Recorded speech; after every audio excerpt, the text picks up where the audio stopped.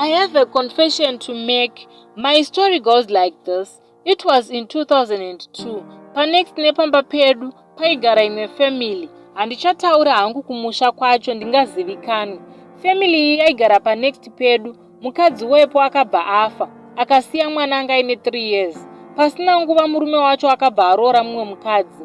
Mukadzi uyu akatanga kubata mwana akanga asiwa uya rafu. Aimutambudza zvekuti munhu wese ainzwa tsitsi. Isu taigara panext taiona zvese. Mwana ane 3 years airoverwa kuitira weti mburugwa. Kurohwa zvekukuvara chaizvo.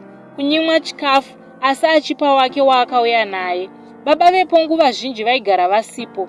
Vaikorokoza. Mwana aitozopona nekudya kumba kwedu. Mwana uyu akazosvika pakurwara nekwashi. Haana kana kuendeswa kuchipatara. By then ini ndanga ndichiri mukomana zvangu. Ndichiona zvese zvichiitika. Ndakazosvika pakuba mwana uya ndikaenda naye kuHarare. Ndikagara naye muhospital kusvika apora. Hapana akazviziva. Vakasara vachimutsvaga asi vakashayiwa. Kumaprofita kwese vakaenda vachingonyeperwa. Kana family yangu hapana kana wana anozviziva kuti ndozvandakaita. Ndakabva ndauya nemwana uye kuno kuSouth Africa. Ndanga ndakambouya hangu saka everything was in order. Ndakagara nemwana uya ndichimuitira zvese, ndichimuchengeta. Asi ndakamutsvagira musikana anouya achienda, aiuya achimugezesa nekumuitira zvese semwana. Ini zvese zvaida mari, kumutengera hembe, kumutsvagira chikafu nekutomuchengetawo semwana wangu, zvese ndindaiita. Saka ndakazosvika pakuroora mudzimai wangu, akabva atambira mwana, asi ndakamunyepera kuti mwana wangu ndakamitisa. Anasisi vangu I told them the same kuti ndane mwana kuno.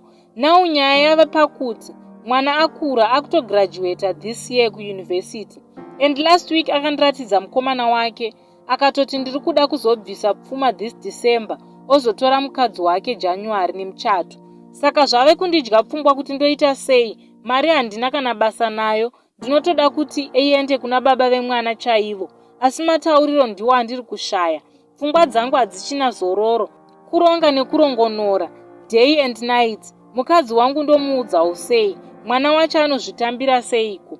Ko kumusha kwacho ndosvika ndichiti ndibatsirewo nemazano vedu wei. Ndiri kudawo only matured minds kuti vandibatsirewo. Thank you.